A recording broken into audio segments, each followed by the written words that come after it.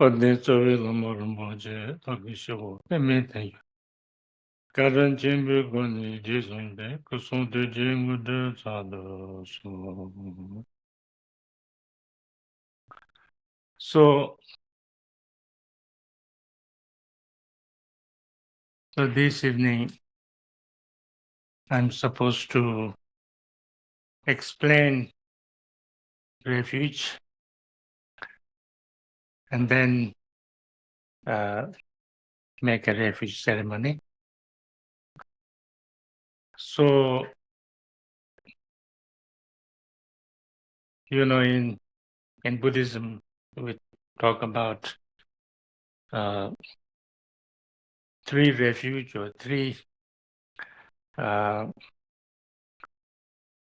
Kunchuk, three jewels, sometimes translated, three ratna. And that is Buddha, Dharma, and Sangha. So I have to explain what is Buddha, what is Dharma, what is Sangha first, and then what taking refuge in Buddha, Dharma, and Sangha means. So Buddha, from Buddhist point of view, Buddha is a being, a human being, you can say, a kind of most highly developed human being. Human being who has developed his or her wisdom and compassion to its highest level. And that is called a Buddha. And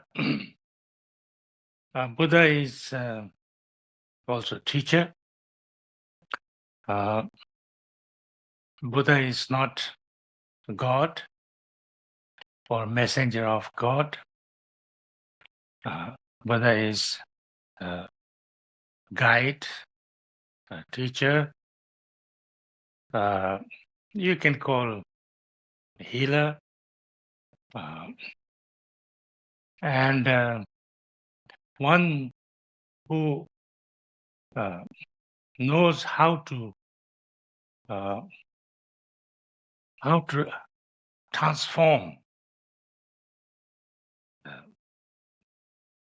our, the causes of suffering and eliminate them and find the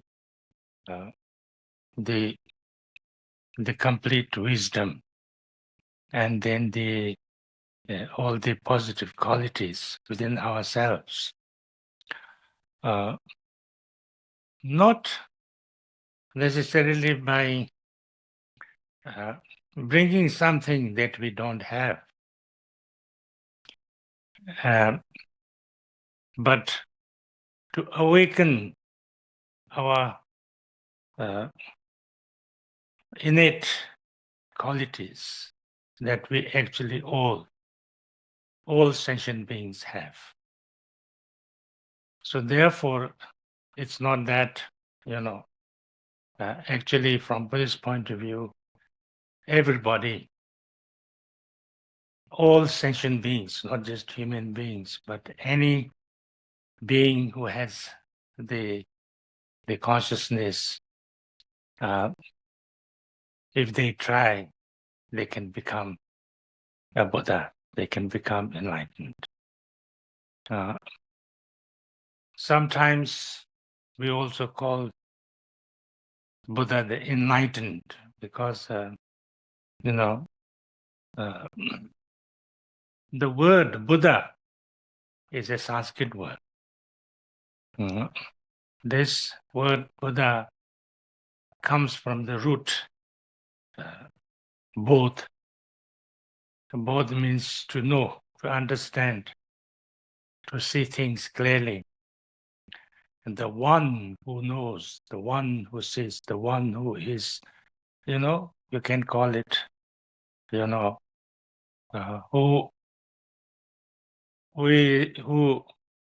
has been able to awaken himself or herself from the slumber of ignorance is called a Buddha. And that Buddha was translated into Tibetan as Sangha. And Sangha is not a literal translation of Buddha. It's a meaning translation of the Buddha. And Sang means awake. And J means blossom. So to wake up from the slumber of ignorance, and then all the wisdom blossoms. J means the blossom, like a flower blossoms. Anybody who has done that is called a Buddha. And therefore, it is said that if somebody becomes or awakens to that experience of Buddhahood, then he or she has completely, eliminated the causes of suffering, the klesha and karma, and also, completely, got rid of all the misunderstandings, ignorance, and delusions, so that this person, will never ever have any more the sufferings of the samsara. And not only that, but has the capacity to help anybody to get to that experience. So, from Buddhist point of view, Buddhahood is the highest possible, and the best possible attainment that one being might want to attain, because that's not only the end of suffering, but completely, awakened, and so can also has the capacity and the possibility to lead and help everybody else. That's the Buddha. If you want to go into detail, the explanation of Buddha, then it's quite complicated. 18 special qualities of the Buddha's mind, 60 qualifications of the Buddha's speech, and 32 major and 80 minor special qualities of the Buddha's body, so all kind of things. And also sometimes we describe Buddha as of three kayas, Dhammakaya, Sambhogakaya, Nirmanakaya. So if we go into that, it will become a little bit too long and too complicated.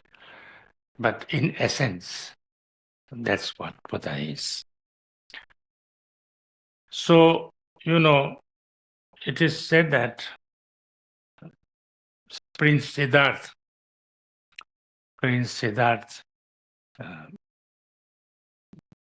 very much wanted to,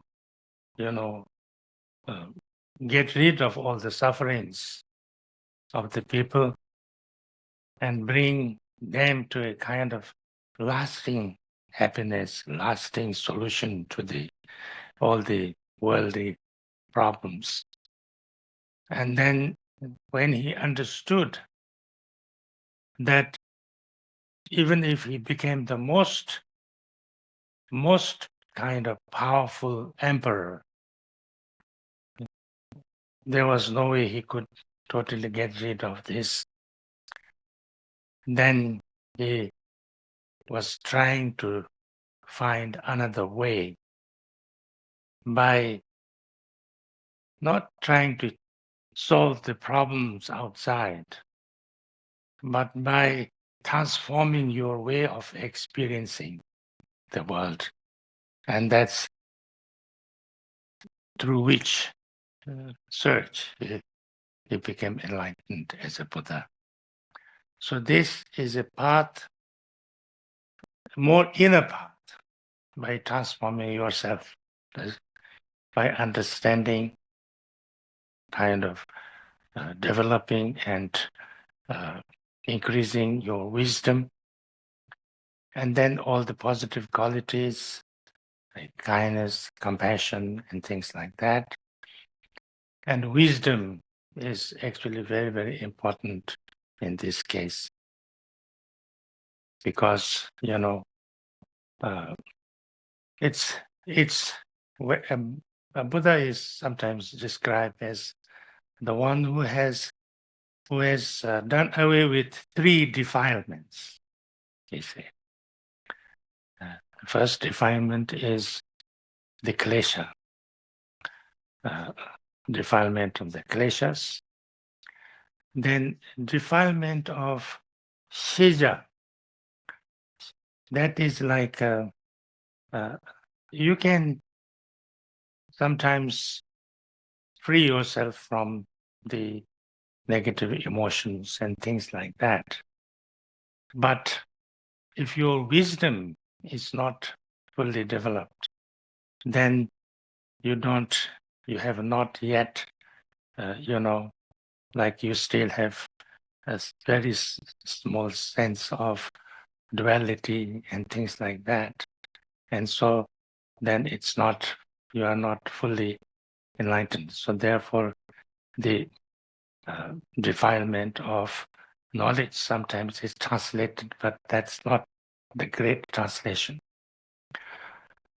After that, then there's another defilement, and that is the defilement of subtle habitual tendencies. Even if we have no longer a kind of major or kind of more, what can you say, obvious kleshas. Even if we somehow have wisdom so developed that we can, we have cleared our view of, duality and things like that. But still, there can be a very little or subtle habitual tendencies, because these habitual tendencies are very, very difficult to get rid of. It's sometimes described as like when you wash a cloth, and if your cloth is, have lots of dirt, you put in the, in the soap or surf, and then put water, and then do like this, or put in the washing machine. The major part of the dirt goes very quickly. But some things, if it is very, little things sometimes like, on your collar or under your arm, or, some of them doesn't go away. So you have to really work very hard and, put more soap and rub more and things like that. And to be totally clear of all these very subtle and small reminders of the defilement is more difficult. So that's what we call this pasajitaba, the habitual tendencies. So this is the, so somebody who has become like that is Buddha. So therefore, there are lots of different stages of, you can call it enlightenment, you can be free from samsaric state of mind, but still you're not Buddha. You can be an arhat, but not yet Buddha. You can be a bodhisattva of very high level, like that 10 stages of bodhisattva. So even at the 10th stage, you are not fully Buddha. So therefore, that's how it is understood. But maybe it's not so useful to talk about because we don't know, you can't say, now I'm at that stage now, because we don't understand, we don't experience. Anyway, the Buddha is that. So therefore, that's the Buddha, basically. And then that every being has the possibility or capacity to become Buddha, because, that possibility is in everybody, because, our true nature is not defined. Our true nature is, we have wisdom, we have compassion, but we have lots of negative emotions. We have lots of kind of ignorance and unclarity. We have lots of habitual tendencies. And so when these things, it's more like, when we talk about samsara, they sometimes say that samsara is a misunderstanding. So if you didn't understand something, if you didn't see the way things are, it could be not that first we understood everything and then we didn't understand, not like that, but we didn't understand something. So when we didn't understand something, we can be like that all our life sometimes. We didn't understand, so we keep on not understanding till. But any kind of misunderstanding or not understanding or unclarity can be cleared. When the right understanding comes, then this can be cleared. No?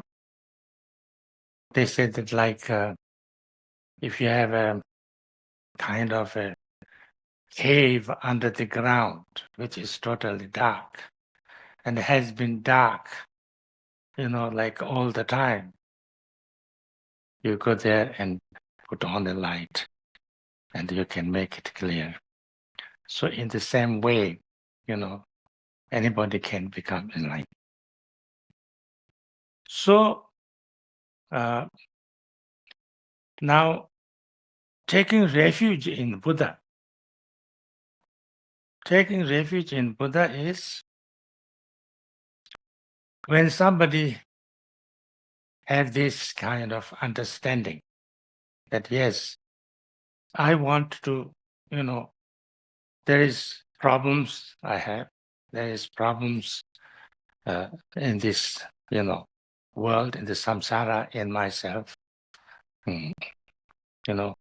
So I want to transform. I want to become better, and I think I have a possibility to change, to transform, to change my ways of experiencing things, to change my ways of saying things. So I want to do that. Once you have that, if you don't want to change, then there's no need to go to refuge or anything like that, because once you want to improve, you want to transform, you want to change, then, to what you want to change, to what, and that's when the taking refuge in the Buddha happens. Taking refuge in the Buddha means that you have heard, you have seen, you have some understanding, you have some, some kind of information or inspiration or, something. that this kind of type of things that you can, it's necessary that you want to transform. It's very good that if I can transform, so I want to transform myself. Actually, this is the most kind of beginning of taking refuge. I want to transform. I want to lessen my negative, uh, qualities, negative emotions, and whatever misunderstanding, negative things that I have. I want to increase my positive things, my knowledge, my wisdom, and so therefore I want to do that. That's the beginning of taking refuge. And then maybe you find somebody like Buddha, but even if you don't have, I really want to transform myself. I need to transform myself. I need to, uh, increase my positive qualities and decrease all the things that bring me suffering, pain, problem. That's the beginning.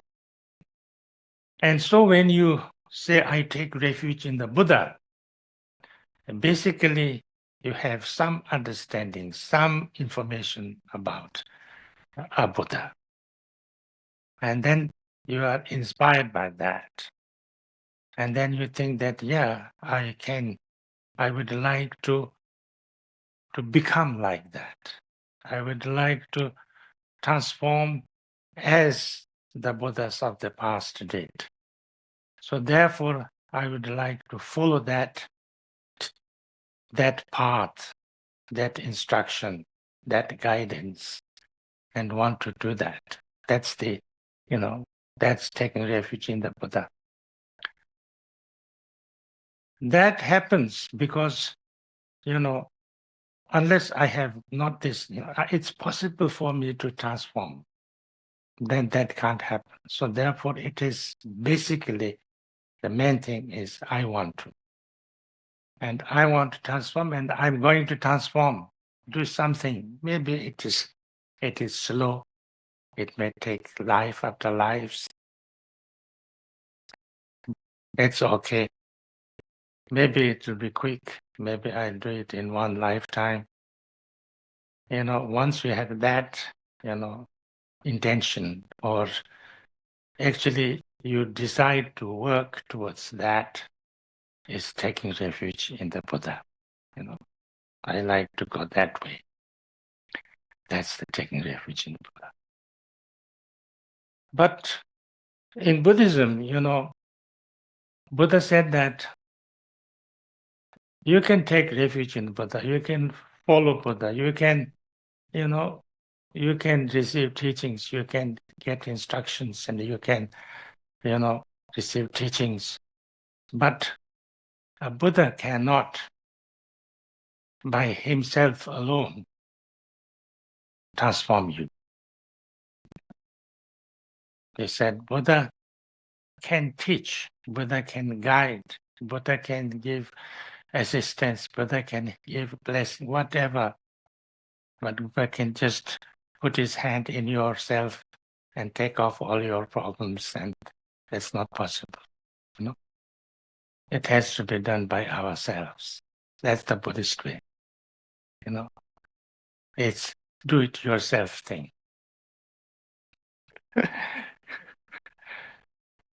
Once, I might have told this story before, but I was teaching a group of long-term Buddhist students, in Germany, and I wanted to make them. I wanted to make them teach, share their knowledge. So it was a little bit like a teacher's training. And one afternoon, I got a little lazy. And then I thought, today I'm not going to talk myself. I would let them talk. So I told them, this afternoon I'm feeling lazy. So I'm not going to talk. You are going to talk. I asked you 3 questions and you answered them. So I asked them 3 questions. So the first question was, you have been studying Dharma for a long time, and practiced them for a long time. Some of them 20 years, 30 years, like that. And I said, what did you find in the study of Buddhism and practice? That the most annoying thing that you really hated and you didn't like it at all and you completely kind of became very unhappy with it, disgusted with it. What is that? The second question was, when you did the study of Buddhism and what was it that you found most useful? That one thing that you found, it's very, very useful and, that you could actually get benefit from there. The third question was that if you meet somebody and says, who has never had anything to do with Buddhism, who know nothing about Buddhism, and say, what is Buddhism? Can you tell me in one sentence, what is Buddhism? What would you say? So I asked these 3 questions. And then, it became very interesting because everybody had their own, answers and, lots of interesting answers. But one answer that I never forget, there was a kind of elderly man, I think from Germany, and he said, the most annoying thing and difficult thing, and I didn't like at all in Buddhist teachings and practice, was that I had to do it myself. I have to work on it. I have to learn. I have to work. I have to practice. I have to do it myself. That is what I don't like, I didn't like. Then he said that actually eventually helped me most.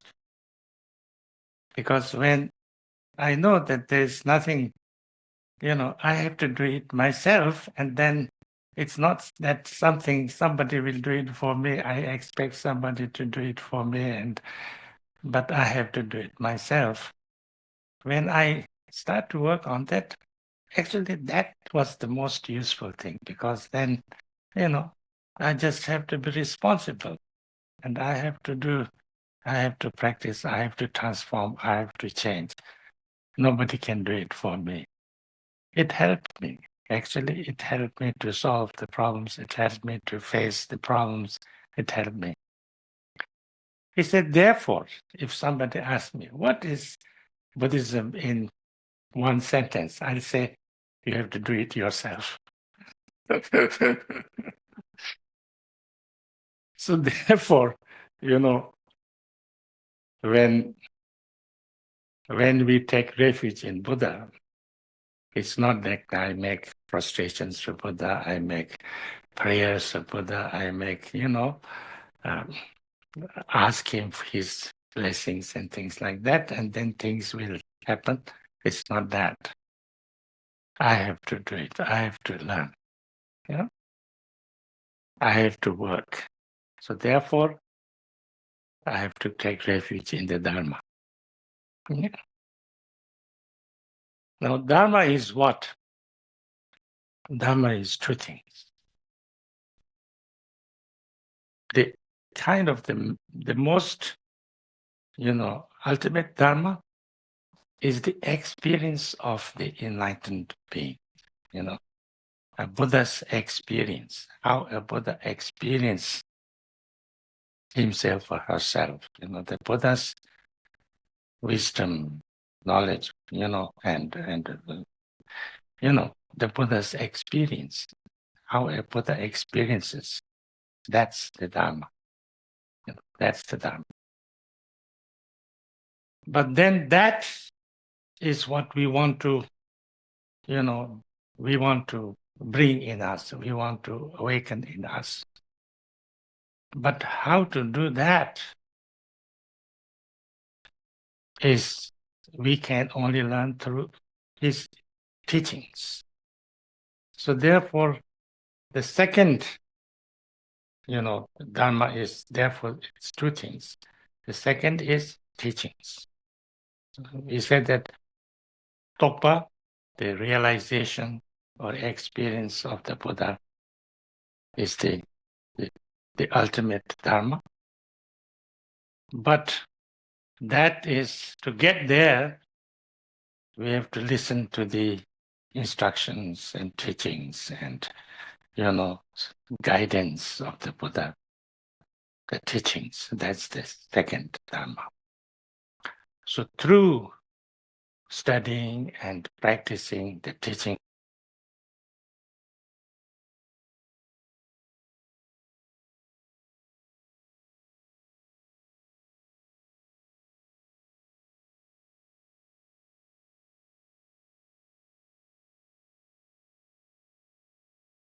the real thing, what we have to do. If we take refuge in the Buddha, then we have to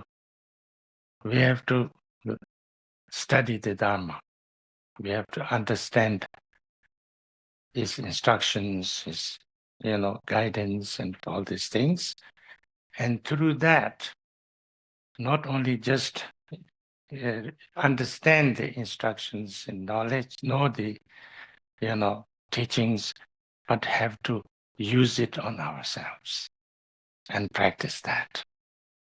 And through that only we can experience the. So this is the important thing.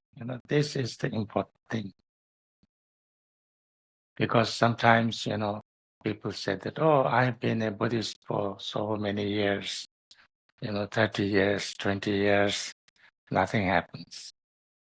I've been a Buddhist for 72 years, nothing happened. If I don't practice, nothing happens. Yeah. I went to Tibet one time, after I, in 2005, I went back to Tibet one time to visit my monastery and some of my relatives. And I went to, there are two very big, in Kham, there's two very big Buddhist kind of, what can you say? It's not just, it's not a monastery, it's more like a shanty town, Tens of thousands of monks, nuns, ordinary people are there together receiving teachings from one temple, two of them, but one died, so we couldn't go there. So another one we went to, called Yachengar. And this man, this Lama, he was, we went there, but they said that he's not very well. You can't see him. So we insisted, said that we come from very far away place, only thinking that we will see this great temple. We can't just go without seeing him. And finally he called us in. We went to see him. And then we talked with him. He was a kind of strange Lama. He was saying, look, there's a letter R here. Can you see? We all looked, couldn't see it. And my uncle was at that time, he was quite old. He says, these days my eyes don't see very well. He said, no, it's nothing to do with eye. Anyway, like this kind of. And then at the end, he gave us a very good teaching on the nature of mind and things like that. And I was translating because there were lots of Westerners with me. And then he turned to me and said, it seems you have received some teachings. I said, yes, I have received some teachings. He said, it seems you have received lots of teachings. I said, yes, I have received lots of teaching. Then he said, that's totally useless. First, I didn't know what he was saying because, all the teachings I have received is totally useless. Yes, it's totally useless. It doesn't make any difference unless you really practice and practice. It kind of hurt me a little bit in the, all these teachings I've received all from very great masters. It's totally useless, was a little bit too much, but actually it was true, I thought that was the most important instruction I ever got, actually. Because I have received lots of instruction. I have many teachers, very good teachers, excellent teachers. Sometimes people say you have seen a Buddha, or I don't know who is a Buddha and who is not a Buddha because I can't judge, I'm not a Buddha, so I can't say whether somebody is Buddha or not. But I have met really, really selfless, really, really, compassionate beings. So they could easily be almost Buddhas, if not fully Buddha. So, it's very good. I'm very grateful that I received those teachings. But I'm as bad as ever. I'm nothing enlightened or nothing. I can't say I have not benefited from that. I think I have benefited, but nothing like, realization or things like that. And that's because I didn't practice that much. So it's very true. But that's the Dharma is you have to learn and you have to use what you learn on yourself, That's why even during Buddha's time, there was once, I don't know if I told this story before, doesn't matter, I can tell it again. Maybe you've forgotten if I told. Buddha was traveling all the time, for 40 years. And then he was walking on foot, actually barefoot with his students. And then he used to teach everywhere he went. So he was in Varanasi many times. Varanasi was it's a very big city now, but it was a very big city even that time. It was very old city even that time. It's so old. So he was teaching there, and then lots of people were coming to his teachings and things like that. And there was one man. He used to, whenever Buddha was giving a teaching, he used to come and he used to receive teachings. And he really liked Buddha. And one day, after the Buddha finished teaching, he came up to see him. And then he said, "Can I ask you a question?" He said, "Yes." "What's your question?" He said, "Well, I've been at your teachings. I was studying with you for a long, long time, many, many years. And during all these times, I could observe that some people become your students. Maybe they become monks and nuns. And they really kind of transform and some of them become arahats, some of them become, I could see that they really completely transform. And some others, they come, they receive your teachings, and then, they kind of a little bit become better, but not so much transformed, so much changed. But there are lots of us like me, majority of us. We like you, we receive your teachings, we come whenever you come. But we are almost same. Nothing happened, I haven't really, same as more or less before. What is that? Why is like that? And then Buddha said, well, where do you come from?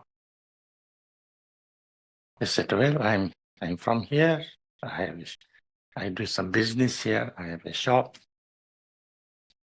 And Buddha said, no, but I hear your dialect not exactly from here. He said, yes, actually, I'm from Gaya.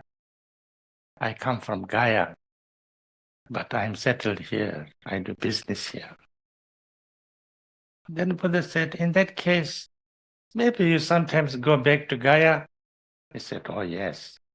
Whenever there's any opportunity, I'll go back to Gaya because that's where my family is, my friends are, that's where I come from. Then Buddha said, in that case, maybe you know how to go to Gaya, the way to go to Gaya. He said, oh, yes, of course.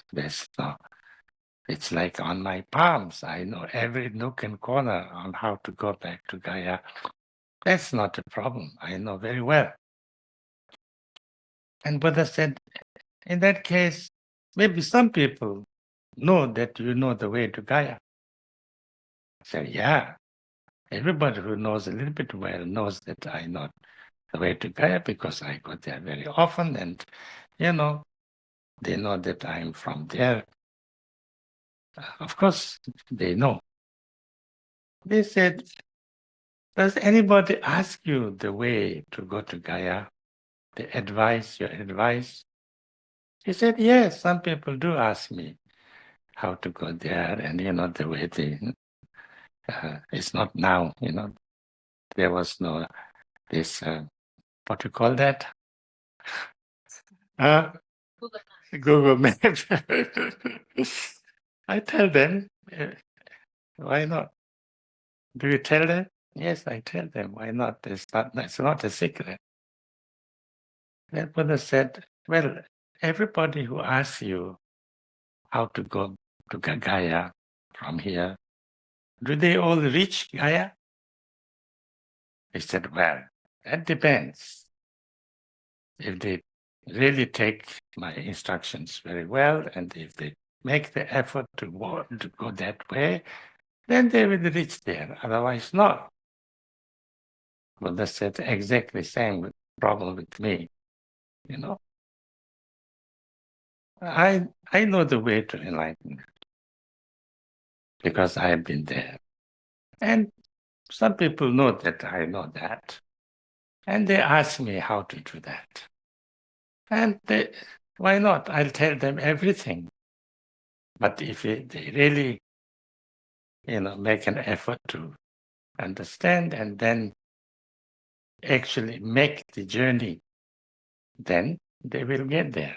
But if they don't make the journey, they will not get there. Same thing.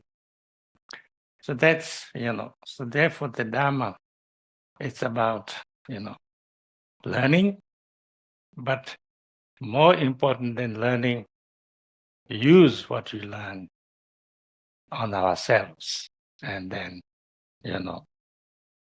integrate it with ourselves. And, that's what we call practice. Yeah. So therefore, taking refuge in Dharma is to make the decision to understand and study the Dharma and then to use that on myself. and practice that.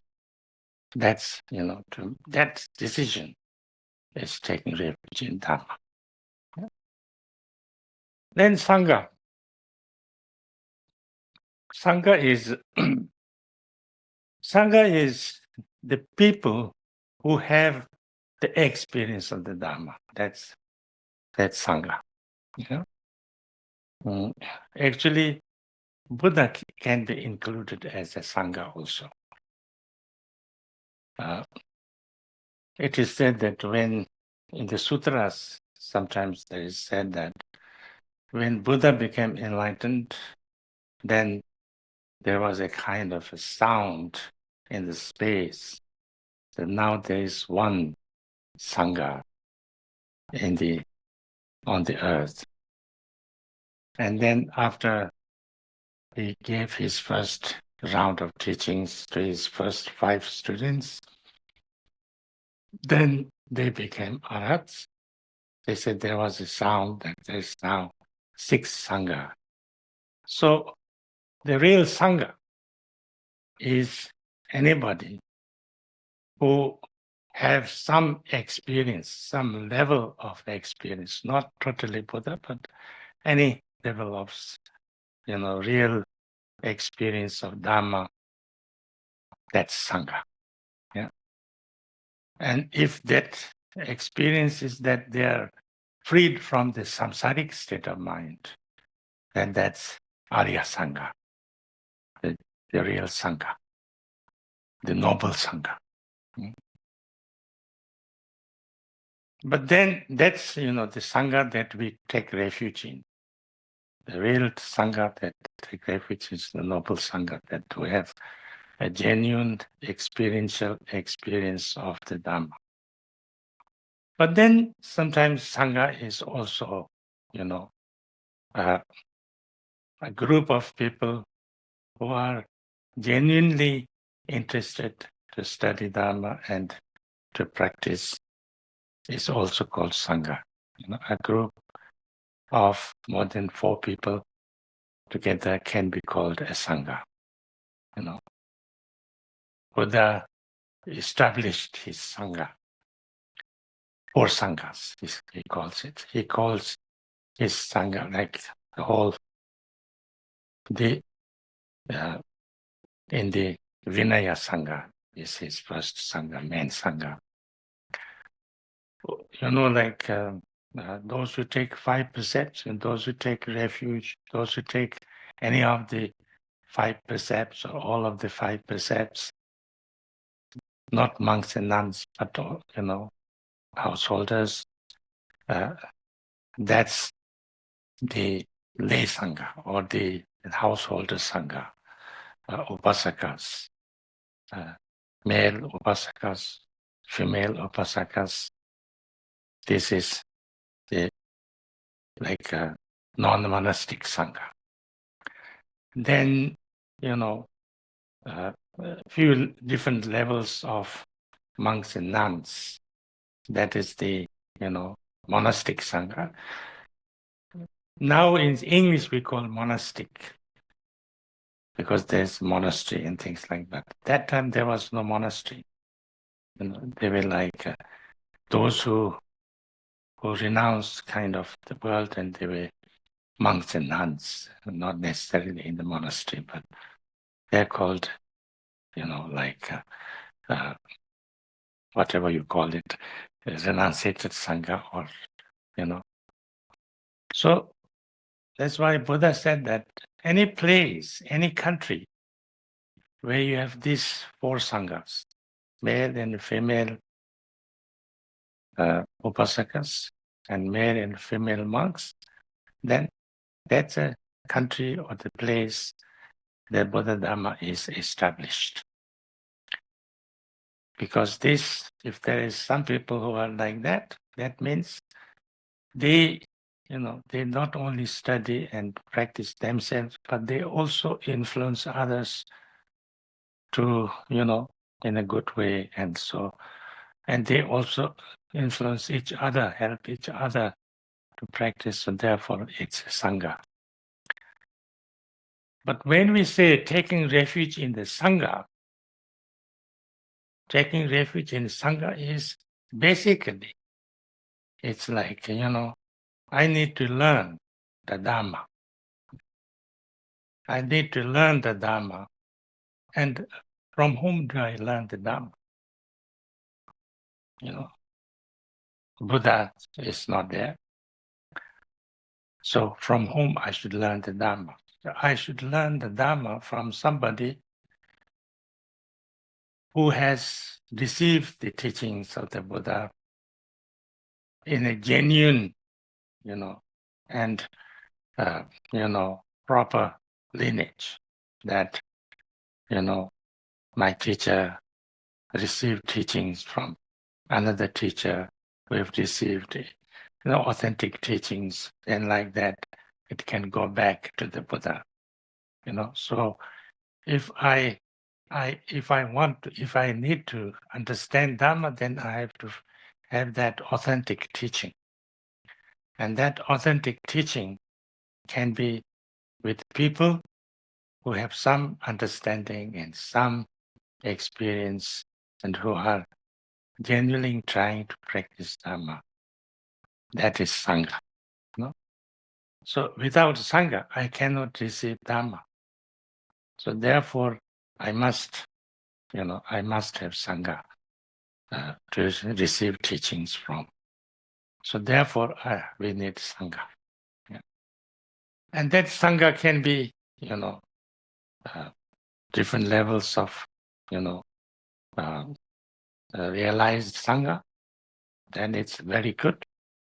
But even if you don't have a very high level of realization, but at least you have received the teachings from a genuine kind of authentic lineage, then at least you can, teach that, and that's also good.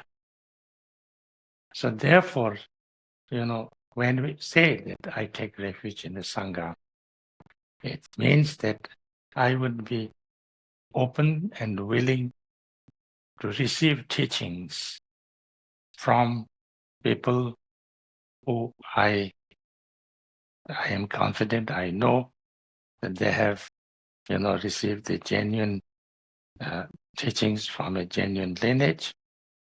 And then I allow myself to be influenced in a positive way. But I don't allow myself to be influenced in a negative way. Because we are very easily influenced. We human beings are very easily influenced. And if we are badly influenced and badly kind of, what can you say, um,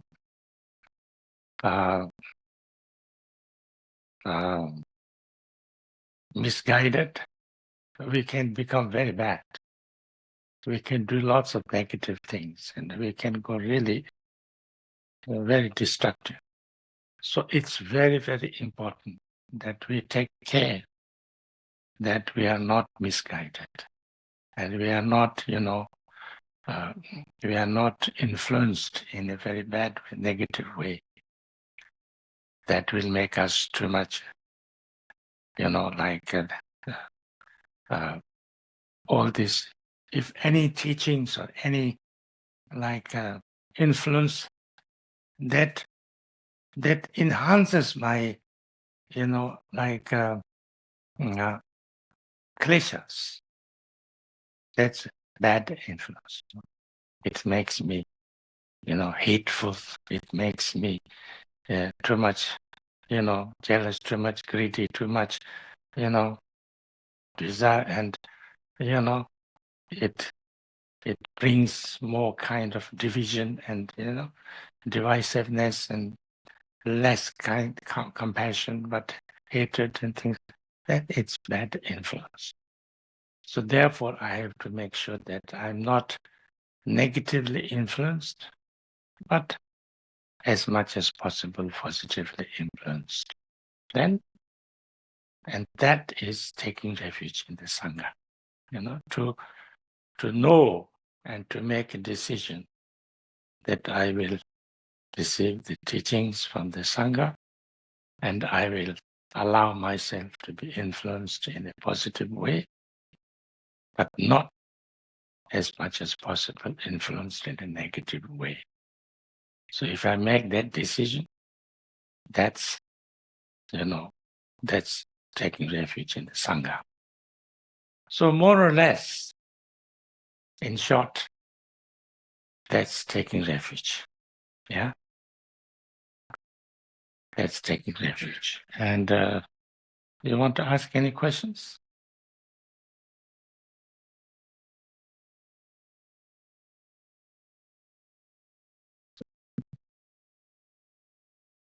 Does anyone any questions?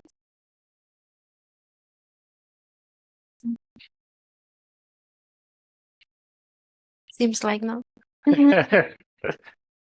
No more questions. In that case, then I will explain taking refuge. Yeah, taking refuge as a ceremony. And then there are 3 people who wants to take refuge. They would go there. If you have questions, you can ask after that also. So, this, when Buddha was there, then, this, there was not, there were many different ways of taking refuge and even becoming ordained. The first ceremony was come ceremony. That means that somebody wanted to say, I want to become your student. I want to become a monk or a nun. Buddha said, come. And that's it. They just came and sat there and things like that. And then slowly they made some kind of ceremony and things like that. But the main thing Buddha was very clear about was that you should not force anybody to become Buddhists or to take refuge or to become monks or nuns. You should never force anybody. Actually, Buddha even didn't allow his monks to give teachings unless they were asked. He said nobody would teach anybody unless they, from their own free will, requested for teachings. Then you should teach. And then you should teach as much as you can. But unless they requested, you should not teach. That's why, every teaching actually, formally, there's a request for teaching. So unless you give the teaching request, you don't teach. Same with if you don't teach, you don't give refuge, you don't give, like Vinaya vows, you don't give Bodhisattva vows, you don't give empowerments, anything like that. That's the. And some of the things you have to ask 3 times. Buddha said, if somebody wants to take refuge, if they ask again and again, like 3 times, that you do it. Not just, I want to, not like that, Don't, it's trying to make sure that people themselves are doing, not, you're enforcing, So therefore, first, the ceremony of taking refuge is 3 prostrations, and that is requesting, You make towards this side 3 prostrations, and that 3 prostrations is to say or to signify that you are requesting 3 times for refuge. Okay? You make 3 prostrations.